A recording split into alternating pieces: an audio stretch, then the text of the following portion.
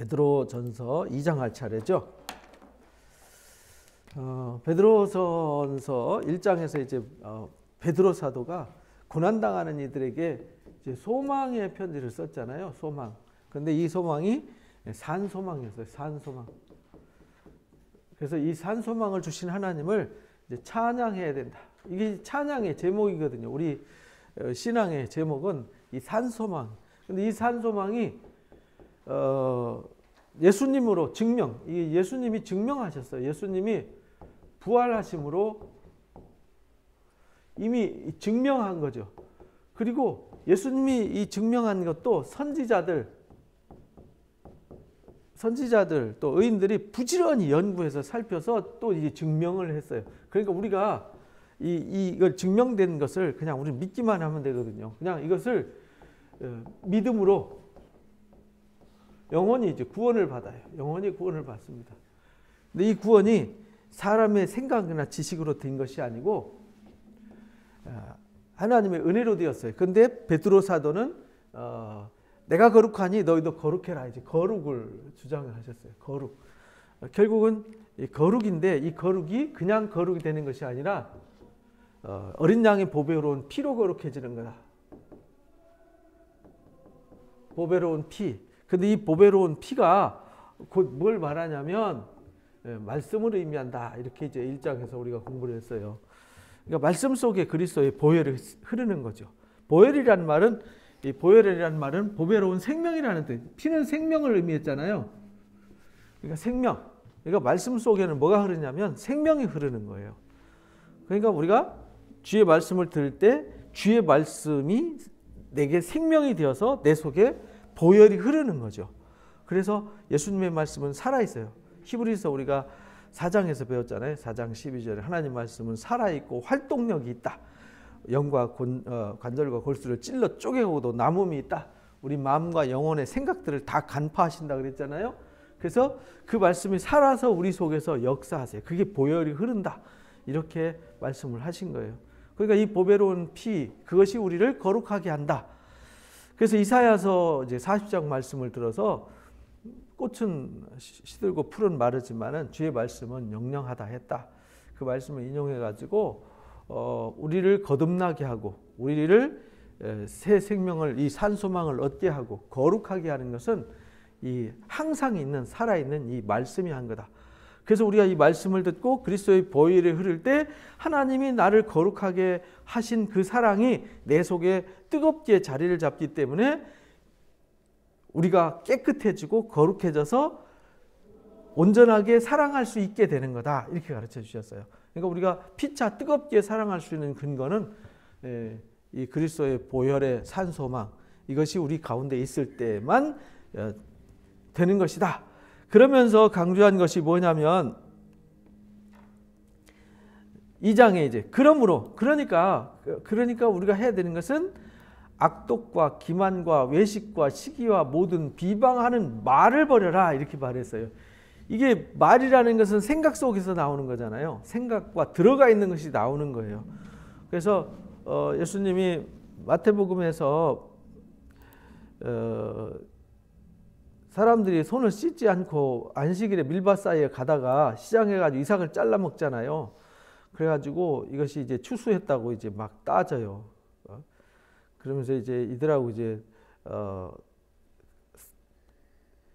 갈등을 겪으면서 하신 말씀이 예수님이 이 땅에 오셔서 하시는 일에 대해서 설명을 해요. 예수님은 상한 갈대도 꺾지 않아요. 꺼져가는 심지도 끊지 않아요.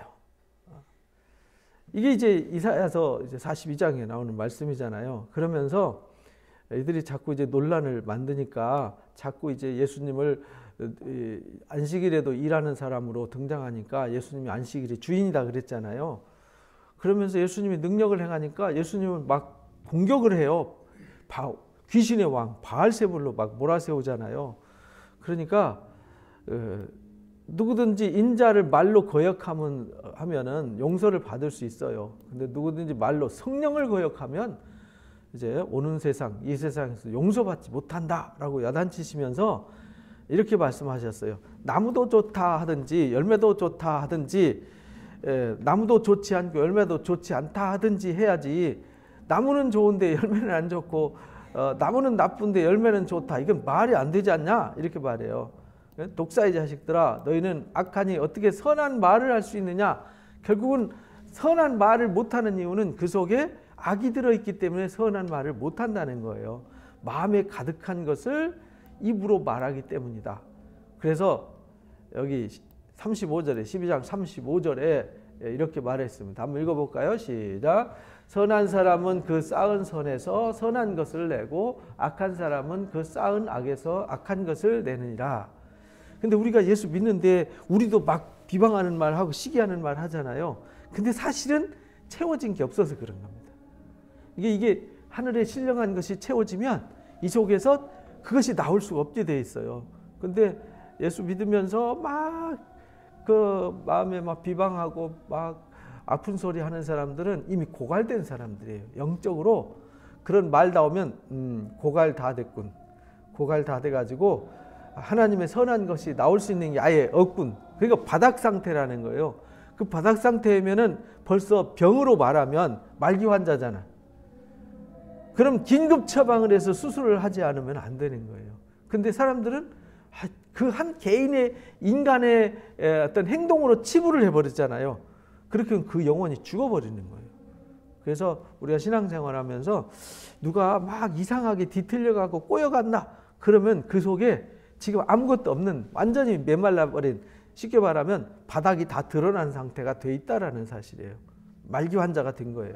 그러면 빨리 처방을 해서 회복시키지 않으면 안 되는 거죠. 그래서 베드로 사도가 우리가 말씀으로 거룩해지고 우리가 주의 말씀으로 형제를 사랑할 수 있게 되었잖아요. 그러니까 피차 뜨겁게 사랑해야 된다. 거룩해서 산 소망을 가지고 서로 격려하면서 우리가 사랑하면서 살아야 된다. 이렇게 말했는데 그렇게 살려면 이거 버려야 된다. 비방하는 말을 버려야 된다. 그리고 비방하는 말을 버릴 수 있는 방법이 뭐냐면 갓난 아이같이 순전하고 신령한 젖을 뭐하는 일? 사모하는 일이다. 이렇게 가르쳐 주셨어요. 그러니까 우리가 어린 아이처럼 신령한 젖을 사모하는, 여기서 말한 신령한이란 말은 이 로고코이를 말한, 로고코이라는 말은 여기 밑에 여기 이제 2장 5절에도 신령한 집 이렇게 여기도 신령한 이랬는데 여기 신령함과 여기 신령함이 다른데 우리는 그냥 똑같이 번역을 해놨어요. 밑에는 이 스피리추얼을 말하는 거고요. 푸르마티코스라고 하는 헬라어 신령한, 성령에 의한 이런 뜻이고요. 영적인 이런 뜻이고, 여기 신령함은 말씀에 의한 이런 말이에요. 말씀의 젖을 사모하라 이런 말입니다.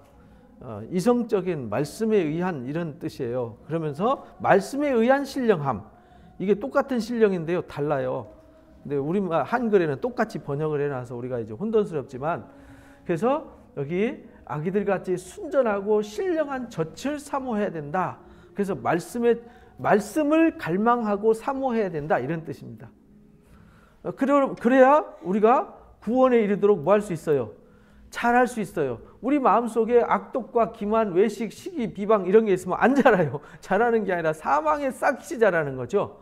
심판의 가시가 자라는 거죠. 우리가 그 속에서, 우리 속에서 이게 자라면 안 되는 거예요.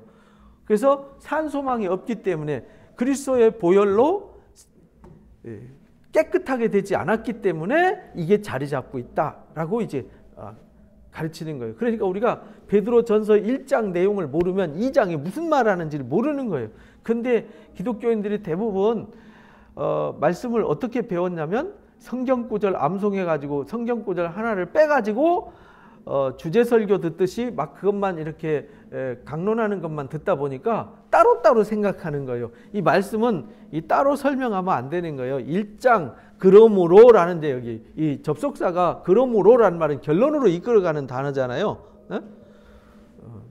앞에 것에 결론을 만들어 가려면 이 사탄적 요소들은, 어둠의 요소들은 버려야 되는데 그 버릴 수 있는 방법은 신령한 말씀을 사모하는 것밖에 없다. 그래야 신령한 젖을 사모해야 우리가 그 젖을, 신령한 말씀의 젖을 먹고 우리가 영적으로 성숙해서 구원에 이르도록 자라는 것이다.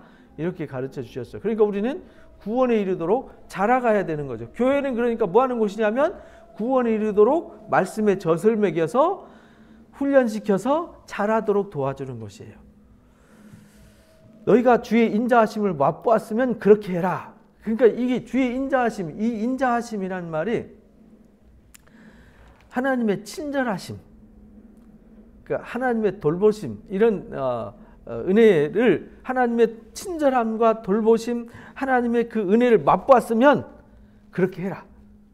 그러니까 말을 바꿔 말하면 하나님의 은혜를 맛보지 못하고 하나님의 친절한 사랑과 돌봄을 체험하지 못하면 신령한 젖을 사모하지 않게 된다. 그러면 자라지도 않고 구원에 이를 수도 없게 되는 거다. 이렇게 이제 해석이 되는 거예요. 그래서 예수님을 여기다 끌어들여 가지고 예수님에 대해서 설명하는 겁니다. 사람들에게는 버림받았어요. 그래서 십자가에 못 박혔잖아요. 하나님께는 택하심을 입었어요. 그러니까 사람들에게 인정받으려고 신앙하면 안 된다는 거예요. 우리는 항상 중심이 하나님 중심이 돼야 돼요. 사람에게 인기 끌고 사람한테 잘 보이려고 하다 보면 이 하나님은 없어져 버리고 자기만 남게 되는 거거든요. 그게 이제 성경의 사울 왕이잖아요. 사울 왕. 사울 왕이 그래가지고 결국은 버려졌어요. 가룟 유다가 자기 위치와 자기 권위를 얻고 자기 아성을 쌓아가려다가 결국은 망한 거거든요. 그러니까 이 신앙이라는 것은 결코 그렇게 하면 안 되는 거예요. 그래서 지도자들은 자기를 드러내면 안 되는 거예요. 자기를 드러내면 안 되고 항상 주님을 드러낼 수 있어야 되는 거죠. 자기 자랑하고 자기 의를 내세우고 나는 교회에서 이 정도 되는 집사야, 이 정도 되는 장로야, 나는 이 정도 봉사하는 사람이야, 이 정도 하는 사람이야 라고 자기의 대단함을 드러내면 안 된다라는 겁니다. 그래서 예수님은 버림받은 것 같았지만 하나님께는 택하심을 받았어요. 그래서 보배로운 산돌, 리빙스톤이잖아요. 살아있는 돌, 산돌, 살아있어요. 죽은 게 아니에요. 살았다가 죽었다가 없어요. 이게 아니라 영원히 살아있는 영원한 살아있는 돌, 산돌이신 예수님께 나아가자. 우리가 신령한 것을 맛보았으면, 그래서 우리가 구원에 이르도록 자라는 신앙을 맛보았으면 예수님께로 나아가자. 산돌같이 신령한 집으로 뭐 해야 돼요? 세워져야 된다. 여기서 이제 프리마티코스라고 하는 영적인 집, 신령한, 결국은 그 무슨 말이냐면 성령에 사로잡혀서 성령에 이끌리는 집이 돼야 된다. 성령이 또한 거하는 집이 돼야 된다. 사도 바울은 갈라디아서 통해서 또는 고린도전서 통해서 우리가 하나님이 거하는 성령의 전이다 이렇게 말해요. 성령의 전, 값을 주고 샀다. 그래서 내 것이 아니라 하나님 건데 이 속에 성령이 거하고 주님이 거하는 집이 돼야 된다. 성전이 돼야 된다. 그렇게 이제 산돌같이 신령한, 산돌 같은, 예수님 같은 신령한 집으로 세워져야 된다. 그래서 예수님으로 말미암아 하나님이 기쁘시게 받으실, 하나님이 기쁘시게 받으신다는 말은 하나님이 환영할 만한 이런 말입니다. 하나님이 즐거워하고 좋아하시고 환영할 수 있는 일, 그렇게 받으실 신령한 제사로 드릴 거룩한 제사장이 되어야 한다. 신령한 제사, 여기 신령한 제사는, 이 제사라는 말이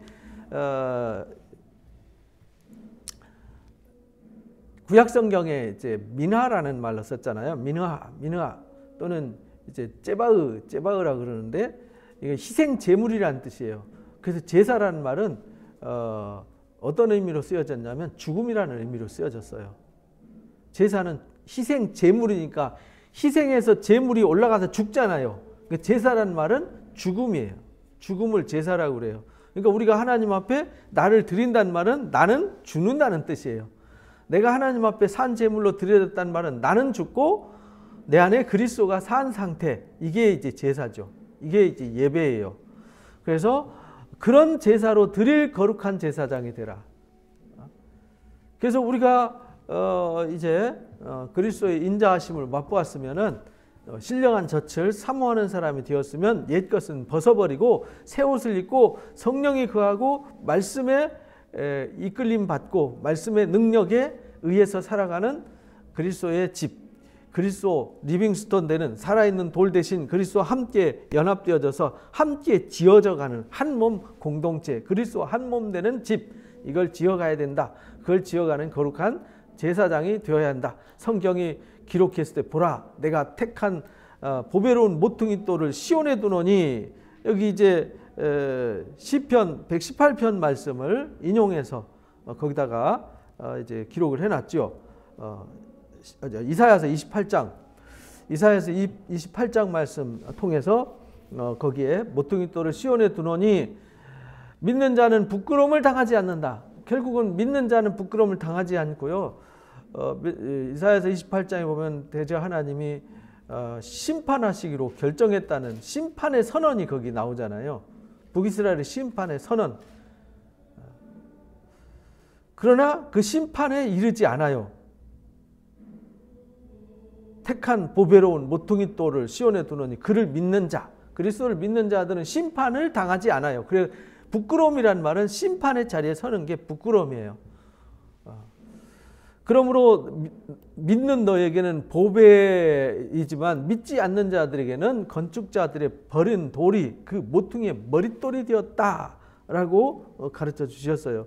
그래서 이제 118편에 나오는 시편 말씀을 인용해 가지고 우리가 건축자의 버린 그 돌, 곧 세상에서 하나님이 이스라엘 지도자들한테 이 땅에 집을 지으라고 하나님의 뜻을 이루라고 건축자로 세워졌는데 그들이 모퉁이 돌 대신 그 주님을 버렸어요.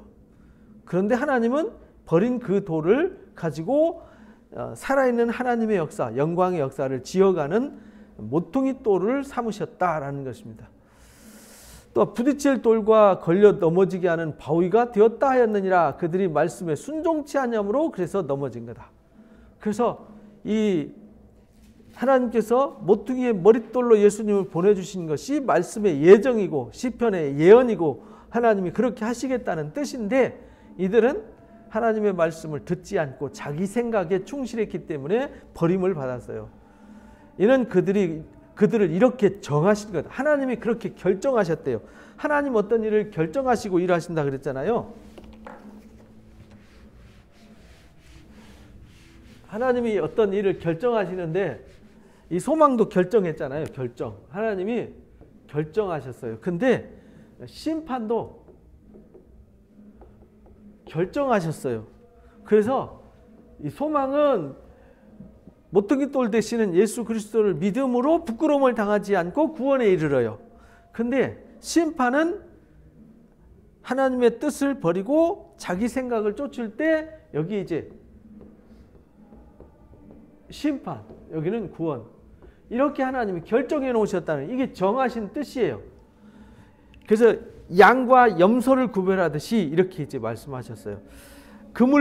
마지막에 심판 비유를 말씀하실 때 마치 천국은 그물을 쳐서 물고기를 끌어낸 후에 좋은 것은 그릇에 담고 나쁜 것은 내어버리느니라. 마지막 때에도 의인 중에서 악인을 갈라낼 것이다. 이게 이제 심판이란 말이에요. 이게 심판이란 말이죠. 알곡과 가라지를 가르는 방법을 하나님이 결정하셨어요. 그러니까 우리는 알곡이 될지 쭉쟁이가 될지는 결정은 누가 하냐면 하나님이 이미 정해놨어요. 이건 이미 하늘에서 정해놓은 거예요. 하늘에서 이미 결정해놨어요. 그러니까 우리는 이걸 분별할 수 있어야 되잖아요. 분별해서 여기에 있을 것이냐 여기에 있을 것이냐, 내가 지금 여기에 있느냐 여기 있느냐를 판단하고 결정하는 건 누가 해야 되냐? 내가 하는 거예요. 하나님이 하시지만 구원을 받고 안 받고는 구립에 매달아 놓고 보는 자는 살리라 할 때 그 보고 안 보고는 하나님에 의해서 되는 게 아니란 말이에요. 내가 보고 내가 안 보고 결정하는 거죠. 그래서 누구든지 예수 그리스도를 믿으면 구원을 받고 영생에 이르게 한다, 이렇게 가르치신 겁니다. 그러니까 이게 하나님이 결정하신 일이다. 그러나 우리는 누구냐? 여기 산소망을 가진 우리는 택하신 족속이요 왕 같은 제사장이다, 거룩한 나라다, 이렇게 정의를 내줬어요. 그래서 우리는요 하나님의 택한 하나님의 가족이에요. 그리고 왕 같은 제사장이에요. 제사장도 그냥 제사장이 아니라 왕 같은 제사장이에요. 그리고 거룩한 나라예요. 그의 소유된 백성이에요.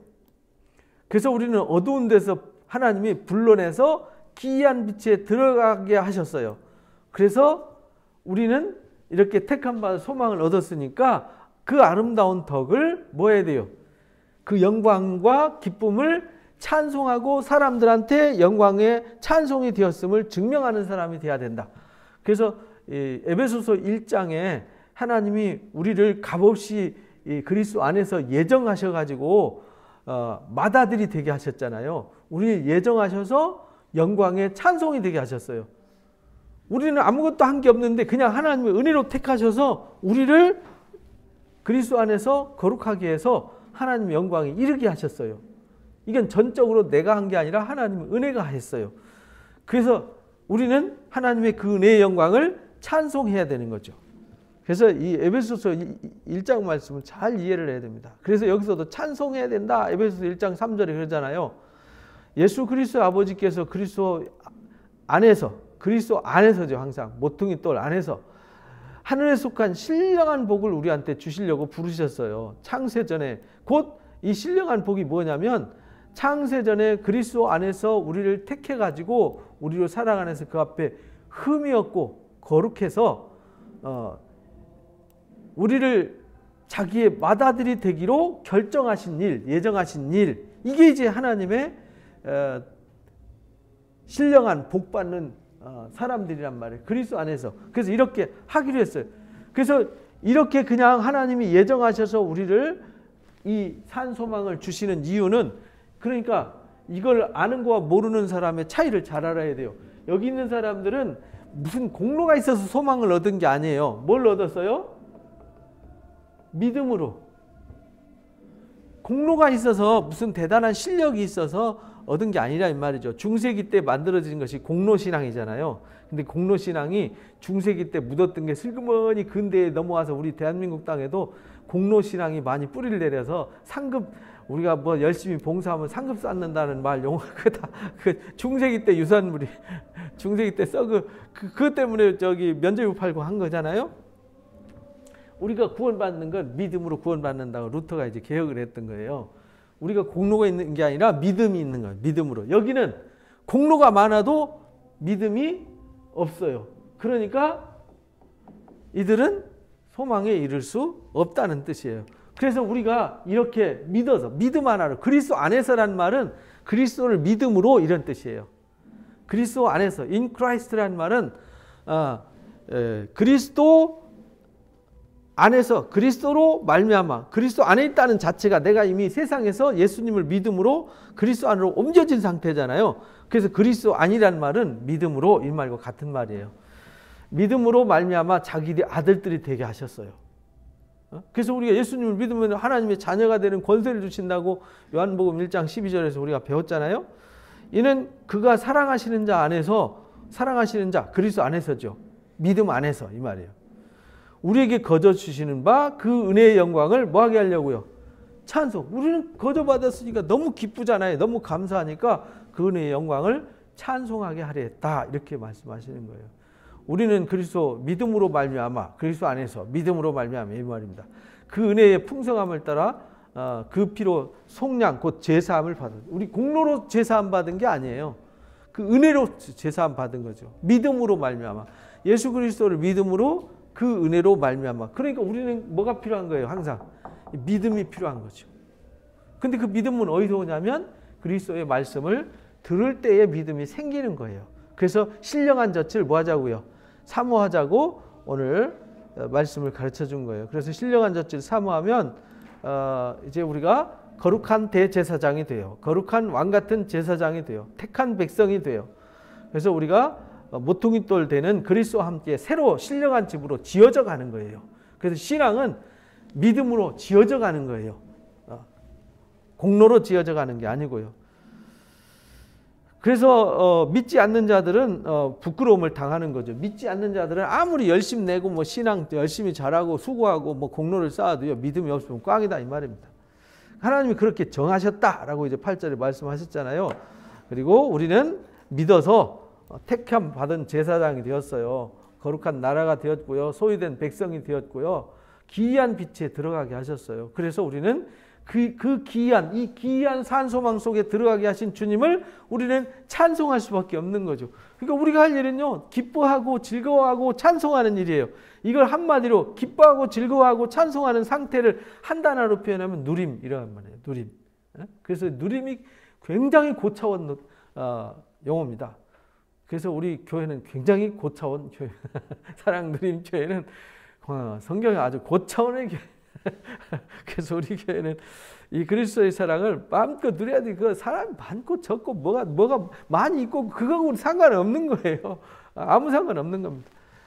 너희가 전에 백성이 아니더니 이제는 하나님의 백성이에요. 우리가 이전에는 그 에베소서도 똑같이 그랬잖아요. 2장에 우리가 이전에는 이방인이었어요. 하나님과 상관이 없었어요. 불순종하는 자들의 영 가운데, 사탄의 영 가운데 사로잡혀서 어둠의 종노릇 했는데 그리스도께서 우리를 택하셔서 값없이 믿음으로 의롭다함을 주셔서 우리가 믿음으로 구원함을 이룬 거다. 하나님의 은혜로 말미암아 그 믿음으로 말미암아 구원받게 돼서 그 믿음은 하나님 주신 선물이다. 이렇게 설명을 했어요. 에베소 2장에. 그래서 우리는요, 전에는 하나님 백성도 아니었고 아무것도 아니었어요. 그런데 믿음으로 말미암아 하나님 백성이 되었어요. 전에는 긍휼을 못 얻었는데 이제는 긍휼을 얻었어요.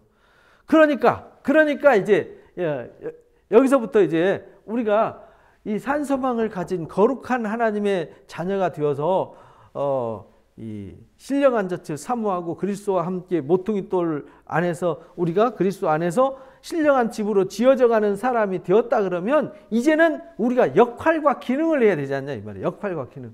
그래서 2장에서 가르치는 역할을 첫 번째는 이방인 가운데서,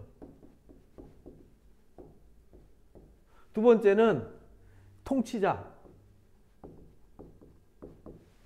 당시 로마 제국 통치자들. 오늘날도 마찬가지죠. 세 번째는 그 당시에는 노예들이 많았어요. 그러니까 노예 상전들에게, 쉽게 오늘날로 말하면 요거는 이제 뭐 대통령, 시장, 도지사 뭐 이런 사람들, 국회의원 이런 사람들이죠.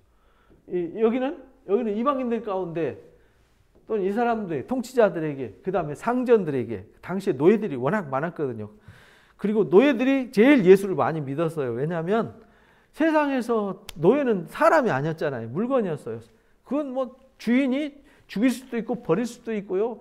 말 그대로 인격이 없는 상태였잖아요. 그런데 예수를 믿으면 다 형제 자매가 되었고요. 하나님의 아들이 되었어요. 영광의 소망을 얻게 됐어요. 그러니까 노예들이 제일 먼저 예수를 믿으려고 하죠. 그래서 이제 이 노예 생활하는 사람들한테, 그 다음에 네 번째는요, 부부. 남편과 아내의 역할. 가정이죠, 이게 가정. 남편과 아내에게. 그 다음에 교회 안에서 성도 간에. 이렇게 5가지를 이제 3장까지 가르쳐 주신 거예요. 그러니까 우리가 말씀을 이렇게 산소망을 가졌으면 우리가 세상에 나가서 이방인들한테, 그래서 우리가 전에는 우리도 이방인과 나그네였었다는 거죠. 사랑하는 자들아, 거류민과 나그네 같은 너희를 권한다. 영혼을 거스려 싸우는 육체의 정욕을 제해야 된다. 왜냐하면 너희가 이방인 중에서 행실을 선하게 가져서 너희를 악행한다고 비방하는 사람들한테 너희 선한 일을 보고 주님 오시는 날에 하나님께 이 이방인들이 우리를 통해서 영광 돌리게 하려고 그러는 거다. 우리도 이방인이지 않았느냐.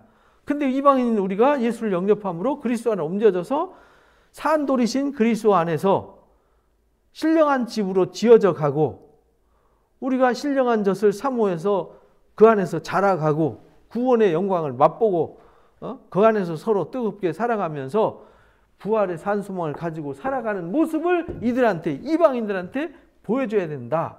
그래서 그들로 우리를 인해서 구원에 이르도록 해야 된다. 이것이 첫 번째예요. 그러니까 그리스도 안에서 신앙생활하는 사람들은 모두 다 예수를 잘 믿어서 우리의 신앙의 삶을 이방인들한테 뭐 해야 돼요? 보여줄 수 있어야 돼요. 안 믿는 가족들한테, 이웃들한테. 믿으나 안 믿으나 똑같잖아요. 말하는 거나 행동하는 거나 살아가는 삶의 모습이 똑같으면요. 누가 그 사람 보고 구원을 받겠어요. 오히려 장애물이 되는 거죠. 장애물이 되지 말라 그 얘기입니다. 그리고 이제 13절부터는 이게 위의 권세를 통치자들 얘기해요. 모든 인간이 만든 제도를 주를 위해서 순종해라 이 말이에요. 주를 위해서 순종하라는 말은 나라에서 당시 로마가 세우는 법은요. 굉장히 논리적이고 합리적인 법이었어요. 죄를 지었으면 징벌을 당하고요. 의를 행했으면 상을 받아요. 이게 당시 로마 법이거든요. 불법, 이상한 법,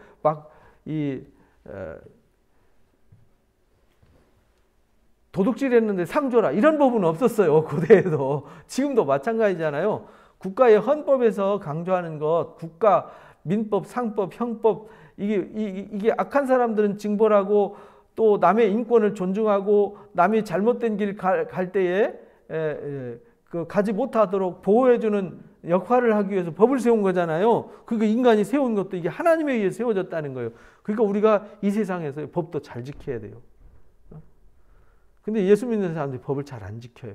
그래서 사고치고 어디 뭐 청문회 나오고 어디 뭐 이러면 다 장로, 권사, 집사 그것도 뭐 무슨 은행 무슨 사건 무슨 뭐 대출 사건 뭐 어쩌고 뭐 성폭행 사건 뭐 이런 데 등장하면 목사 막 이러면 진짜 망신이잖아요. 이러면 안 된다는 거예요. 이게요 인간이 세운 제도와 법도 순종해야 돼요. 이게 하나님이 정해놓으신 거예요. 절대 세상의 법이 기독교를 못 살게 굴거나 요즘은 특히나 그렇잖아요. 종교의 자유가 있어서 예수 믿는다고 무슨 손해를 보거나 피해를 주거나 이런 일은 없잖아요. 그러니까 순종해야 돼. 그리고 나라의 왕을 세우고 통치할 세운 것도 하나님이 세우셨다는 거예요. 때로는 앗수를 들어서 살마네셀이나 엘사나돈이나 드기라빌레셋 같은 사람 들어서 막 징계할 때 그것도 하나님이 들어서서 몽둥이와 채찍으로 들어섰다고 이사야서 10장에서 그렇게 강조했잖아요. 그리고 다윗에게 사무엘하 7장 14절에 말씀을 안 들으면 인생에 채찍과 몽둥이 들어서 혼내주신다 하셨거든요. 이것도 그래서 로마서 1장에도 이거 가르쳐 주셨잖아요. 로마서 13장에서 그래서 위에 있는 권세 앞에 굴복해라 이렇게 가르쳐 주셨어요. 그렇다고 해서 위에서 대통령이 너 교회 가지 마 이렇지 않잖아요. 로마 황제가 너 교회 가면 안 돼 이런 사람 없었어요. 그때 그 타락한 왕, 잘못된 왕이 그렇게 했지 정상적인 통치자는 그러지 않았어요. 혹은 그가 악행하는 자를 징벌하고 선행하는 자를 포상하기 위해서 총독을 세웠거든요. 그 지역에 총독을 세운 이유는요. 악한 자를 징벌하고요. 선행하는 사람들 포상하려고 세워주셨어요. 그러니까 우리는 징벌받는 게 아니라 총독한테 징벌받으면 신앙 잘못하는 거잖아요. 뭘 받아야 돼요? 상을 받는 신앙을 해야 되는 거죠. 곧 선행으로 어리석은 사람들의 무식한 말을 막게 하려고 그렇게 하셨다. 그런 말입니다. 그러니까 우리가 이방인들한테 선행을 또 통치자들한테 또 이 세상에 세운 제도와 통치자들한테 순종하는 이유는 예수 믿는 사람들이 나쁜 사람들이 아니고 악한 사람들이 아니고 불의한 사람들이 아니라는 것을 막으시는 거예요. 그래서 우리를 교회를 비방하고 그리스도인들을 비방하는 이 비방을 막게 하시려고 그거 하라고 그렇게 하신 거예요. 그래서 이방인들한테 보여주고 통치자들한테 했다고 그래서 거기에 무슨 더 큰 은혜가 있고 더 큰 능력이 나타나고 그런 건 아니잖아요. 복음이 가려지고 훼손되지 않도록 하기 위해서 우리가 그것 역시 그래서 이제 사도 바울은 그것을 쉽게 설명했어요. 덕을 세우기 위하여 이렇게 말했어요. 그래서 로마서 14장에 먹는 게 내가 이방인처럼 이 우상한테 드린 제물이라든지 피가 묻어 있는 제물이라든지 이방인들이 부정하게 여기는 유대인들이 부정하게 여기는 음식을 내가 먹을 수 있어요. 그죠? 감사함으로 먹으면 되니까. 근데 굳이 그거를 상대방이 시험 들고 상대방이 싫다 하는데 우기면서 이거 먹어도 괜찮아 하면서 먹을 필요는 없지 않냐 이 말이에요. 그래서 고린도전서 8장에 우상의 제물에 관해서 설명하면서 그렇게 말해요. 이 고린도전서 8장 이 말씀이 굉장히 중요해요. 우상의 제물에 대해 우리가 다 지식이 있어요. 먹으면 안 된다는 거. 우상의 제물 우상은 없기 때문에 그냥 감사함으로 먹으면 아무것도 아니라는 거 알아요. 그런데 지식은 뭘 낳죠? 교만을 낳고 사랑은 뭘 세워요? 덕을 세워요. 그래서 내가 우상의 재물 먹을 수 있어요. 나 술 먹을 수 있어요. 담배 피울 수 있어요. 근데 담배 먹어서 지옥 가거나 술 먹어서 지옥 가지는 않아요. 그렇잖아요. 우상의 재물 먹어서 지옥 안 가요. 그런데 내가 술 먹고 담배 피고 우상의 재물을 먹을 때 이제 새 가족, 새 신자들이 보고 나 때문에 시험 들어서 그리스도를 배신하고 떠날 수도 있다는 거예요. 그러면 나는 그 사람을 살린 거예요? 죽인 거예요? 죽인 거잖아요. 그래서 바울은 결론을 이렇게 가르쳐 주셨어요. 만일 이같이 형제가 형제에게 죄를 지어 양심을 상하게 하는 것이 곧 누구한테 죄 짓는 거예요? 그리스도에게 죄를 짓는 거다. 그러므로 만일 음식이 내 형제를 실족케 한다면, 내가 우상의 재물 먹고 술 먹고 담배 피는 것이 죄가 되고 문제가 된다면 바울은 스스로 고백했어요. 어떻게 하겠다고? 나는 영원히 안 먹겠다. 그래서 제가 이제 이렇게 모이면은 기독교인들 모여가지고 뭐 소주 한잔 할 수 있죠. 뭐 소주 한잔 먹었다고 해서 은혜가 없어지고 구원 못 받고 이런 건 아니니까 먹을 수 있죠. 그러나 내가 소주 마실 때 옆에서 보고 목사가 술 처먹네? 이렇게 해가지고 시험 들어서 무너졌다. 그러면 저는 그 형제를 죄짓게 만들었다 이 말이에요. 그 형제에게 죄짓게 만들고 그 양심을 상하게 한 것은 곧 그리스도에게 죄를 짓는 거다. 그러니까 내가 하는 행동이 사랑으로 덕을 세워야 된다. 이렇게 가르친 거예요. 그래서 이 사람들한테 선행을 행하는 이유는, 우리가 덕을 세우는 이유는 이 사람들이 비방하지 못하도록, 또 이 사람들이 시험 들지 못하도록, 또 이 사람들이 그리스도에게 오는 장애물이 되지 않도록 하기 위해서 우리가 선한 행실을 가져야 되는 것이다 라는 것을 이제 분명하게 가르쳐 주신 것입니다. 그래서 선행으로, 우리가 선행을 행함으로 어리석은 사람들, 악한 사람들 말을, 입을 막는 거죠. 우리가 자유가 있어요. 마음대로 우리가 자유롭게 할 수 있죠. 근데 자유로 악을 가리는 데 쓰지 말고 어디다 쓰라고요? 하나님의 종같이. 종이란 말은 매인 거잖아요. 그죠? 종은 하나님의 종같이 살아라. 그 말은 하나님 앞에서 이것이 옳은지 그른지, 하나님께서 뭐라고 하셨는지, 그건 하나님의 종은요, 주인의 명령을 따르는 게 종이잖아요. 주인의 명령을 어기면 종이 아니에요. 사형감이지.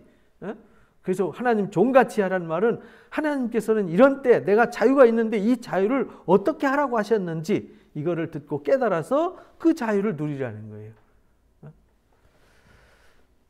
그러면서 무엇 사람을 공경하며 형제를 사랑하며 하나님을 두려워하여 왕을 뭐하라고요?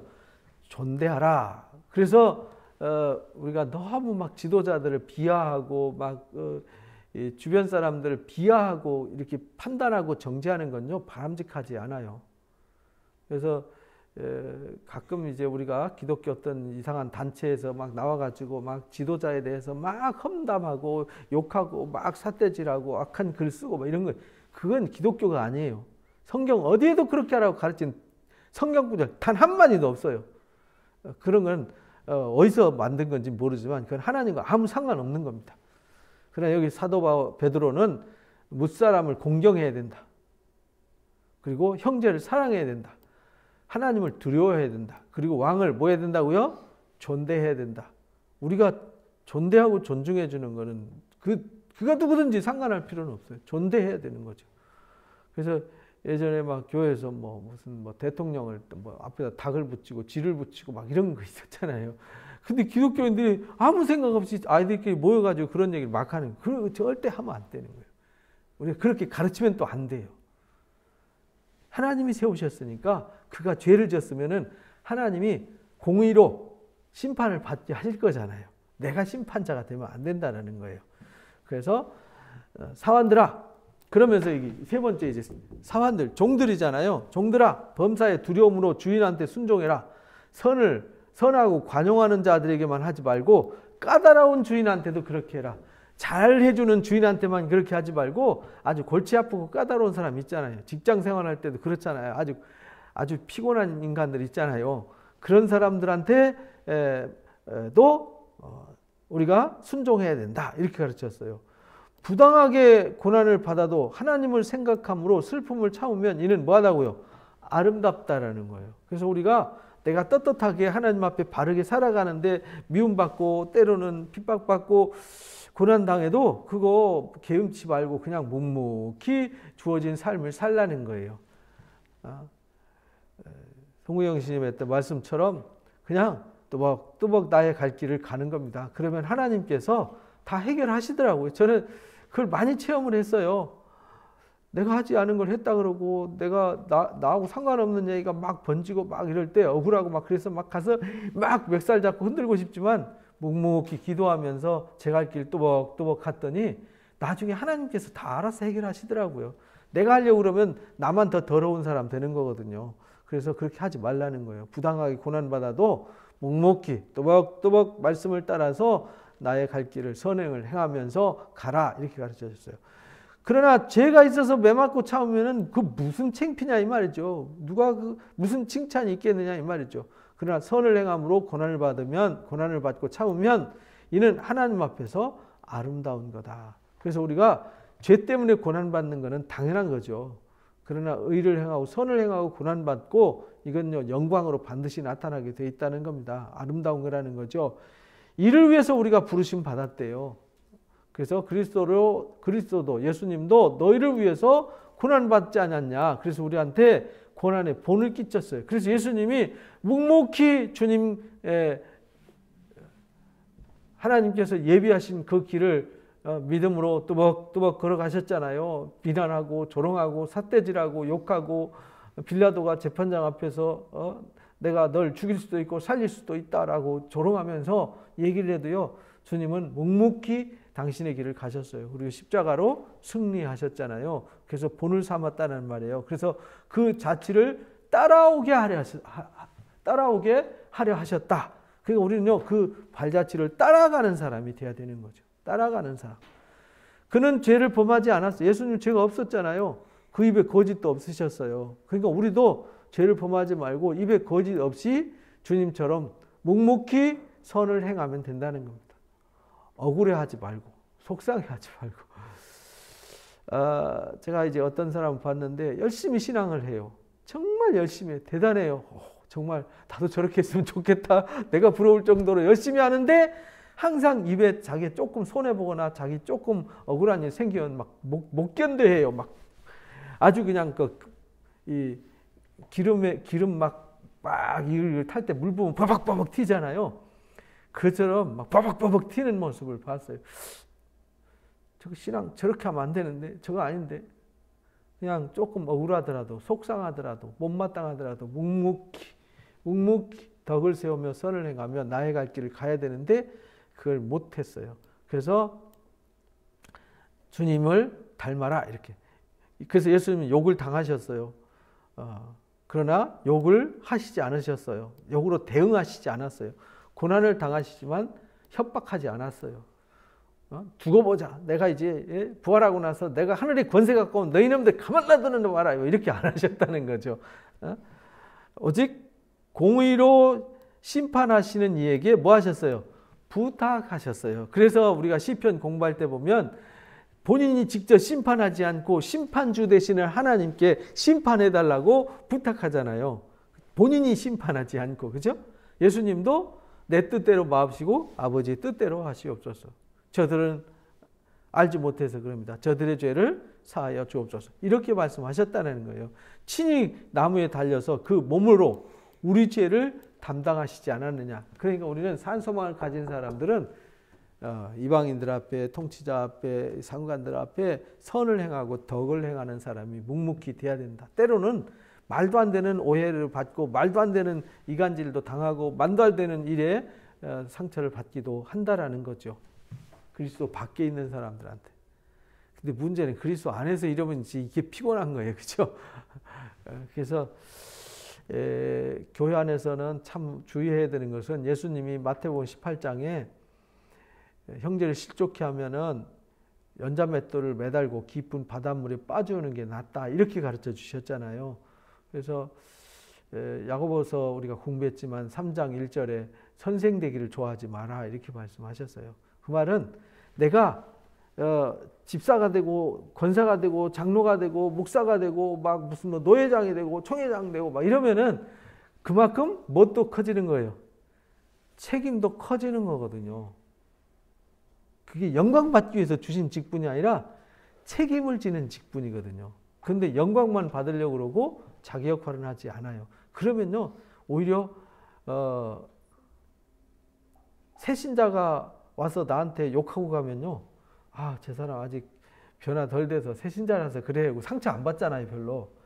근데 집사가 하면 조금 상처가 돼요. 근데 장로가 그러면 아주 상처가 크죠. 근데 목회자한테 상처받으면 치명적이죠.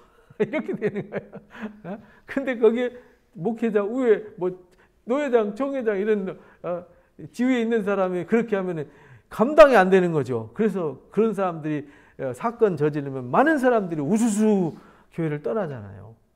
이게 예수님은 그러지 않으셨다는 거예요. 그래서 베드로 사도가 고난당하는 사람들한테 우리가 산소망을 가진 사람들이야. 그러니까 우리는 이 사람들한테 이 안 믿는 사람들이죠. 이 사람들은. 그죠? 안 믿는 사람들한테 덕을 세우고 사랑을 행해야 된다. 선을 행해야 된다. 그래야 사람들이 우리를 통하여 구원에 이르게 되고 우리가 구원의 장애물이 되지 않고 하나님의 영광을 가리는 자가 되지 않는다. 예수님이 그렇게 하셨다. 우리도 그렇게 해야 된다. 라는 걸 가르쳐 주셨어요. 이는 우리로 죄에 대하여 죽고 의에 대하여 뭐 하려고요? 살게 하려고. 그래서 예수님은 살리려고 우리 죄를 대신 갚아주고 우리를 다시 살리기 위해서 하나님 일하셨다는 거예요. 그래서 우리가 그리스도 안에 산소망을 가진 사람들은 사람들한테 이렇게 덕을 세우고 살리고 사람들에게 희망을 주는 사람이 돼야 된다는 거죠. 희망을 주는 사람들. 근데 희망을 주는 게 아니라 절망을 주는 지도자가 되면은 이거 교회가요. 그래서 개독교 소리 듣는 거예요. 그래서 우리 사랑누님교회는 이렇게 개독교 소리를 듣게 하는 곳이 아니라 정말 하나님의 사랑이 느껴지게 하는 교회, 그런 성도들이 되어야 합니다. 그것이 하나님이 원하시고 기뻐하시는 뜻이죠. 베드로 사도가 마지막 때에 고난받는 자들에게 가르쳐 주신 말씀의 의미를 우리는 이 마지막 때를 살아가고 있는 우리도 가슴에 새겨서 갈수록 더 어려워지거든요. 그리스도인으로 산다는 것이 쉽고도 어렵고 어렵고도 쉬운 일입니다.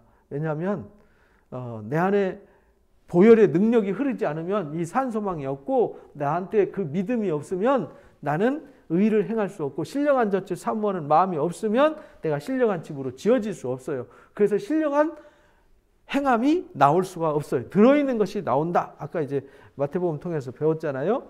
그래서 의에 대해서 살게 하려고 그가 채찍에 맞음으로 우리가 나음을 입었다라고 이사야서 53장 말씀을 인용해서 가르쳐 주셨어요. 예수님이 묵묵히 마치 어린 양같이 순했어요. 우리도 어린 양같이. 그래서 예수님을 믿으면 우리가 어린 양같이 온유하고 겸손해져야 돼요. 이게 이제 신앙의 열매입니다. 그러니까 예수 잘 믿는지 못 믿는지는요, 인격과 성품을 보면 알아요. 온유하고 겸손한 사람, 낮아지면 잘 믿는 거고요. 교만하고 오만하고 이기적이고 성질 버럭버럭 내쌓고 혈기나 부려쌓고 그러면은 그건 예수 아주 잘못 믿은 거예요. 그건 신앙 50년 했고 100년 했고 아무 상관없어요. 차라리 1년 믿었더라도 온유하고 겸손한 사람이 바른 신앙을 하는 거예요. 그래서 예수님이 이렇게 하셨다. 예수님이 모범을 보여요. 그 발자취를 따라오게 하셨으니까 예수님이 어떻게 하셨는지, 왜 그렇게 하셨는지 알고 우리도 왜 이렇게 살아야 되고 왜 산소망의 삶을 가지고 거듭난 삶을 살아야 되는지를 가르쳐 주신 겁니다. 그래서 너희가 전에는 양같이 길을 잃었더니 이제는 너희의 영혼의 목자와 감독 되신 이에게 돌아왔느니라. 그래서 예수님 때문에 우리가 길을 잃어버렸던 우리가 길을 찾게 되었고요. 예수님 때문에 우리가 영혼의 목자와 감독자 되신 이에게 돌아오게 되었다는 거예요. 그러니까 우리도 그런 역할을 해야 된다는 거죠. 이 이방인들한테, 통치자들한테, 상전들한테 그렇게 해야 된다라는 걸 가르쳐 주셨습니다. 그리고 이제 3장부터 이제 가르쳐 주는 말씀이 아내들아, 남편들아 이렇게 가르쳐요. 아내들이 가정에서, 이 부부죠. 부부가 가정 생활을 어떻게 해야 되는지, 그리고 이제 왜 우리가 이런 이방인 통치자 상년들 부부와 이 성도들 간에 우리가 덕을 세우고 사랑으로 행하고 산소망의 삶을 찬송하면서 신령한 말씀을 사모하면서 산도르신 그리스도 안에서 지어져 가야 되는지 그 이유를 이제 3장에 또 이어서 설명합니다. 이 말씀은 다음 주에 나누겠습니다. 기도하고 마칩니다. 감사합니다. 우리는 찬송할 수밖에 없습니다. 우리는 아무것도 아닌데 우리 하나님께서 적극적으로 찾아오셔서 우리를 택하여 주셨고 우리를 아무 값 없이 죄 없다 하시고 하나님의 자녀가 되게 해 주셨습니다. 그래서 우리는 그리스도 안에서 하나님의 은혜로 말미암아 이제 맏아들이 되어서 하나님의 그 영광의 신령한 복을 상급으로 얻도록 은총을 허락해 주셨습니다. 하나님, 그래서 우리는 하나님을 찬양하고 기뻐하고 즐거워할 수밖에 없습니다. 하나님은 우리를 위해서 우리 때문에 모든 것을 희생하시고 지금도 졸지도 아니하시고 주무시도 아니하시고 우리를 위해서 일하시기 때문입니다. 그 하나님의 사랑 앞에 우리가 무슨 말을 하겠습니까? 우리는 나 자신도 돌아볼 줄 모르고 나 자신도 제대로 하나님 관리하지 못하는데 우리 하나님은 수많은 사람들을 위해서 희생하시고 지금도 희생으로 일하시고 계십니다. 그 하나님의 사랑 앞에 부끄러운 자가 되지 않게 하여 주시고 이제 그리스도 안에서 산소망을 가진 자답게 거룩한 보혈의 능력으로 아버지가 거룩하니 우리도 거룩할 수 있게 해주시고 그 말씀의 거룩함에 이르기 위해서 신령한 젖을 늘 사모하는 자가 되게 해 주옵소서. 그 말씀으로 우리가 그리스도 안에서 산돌이신 그리스도에게 붙어서 그리스도 안에서 하나님이 거하실 온전한 집으로 신령한 집으로 지어져 가게 하여 주옵소서.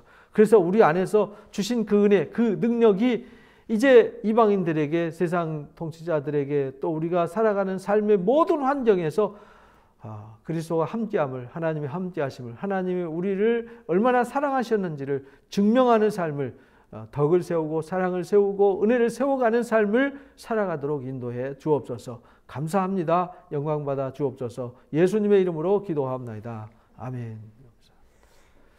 하늘에 계신 우리 아버지여 이름이 거룩히 여김을 받으시오며 나라의 임하옵시며 뜻이 안에서 이루어진 것 같이 이 땅에서 이루어지이다. 오늘날 우리에게 일용할 양식을 주옵시고 우리가 우리에게 죄 지은 자를 사하여 준 것 같이 우리 죄를 사하여 주옵시고 우리를 시험에 들지 말게 하옵시며 다만 악에서 구하옵소서. 나라와 권세와 영광이 아버지 앞에 영원히 있사옵나이다.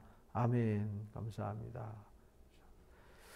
고맙습니다. 예배를 마칩니다. 고맙습니다.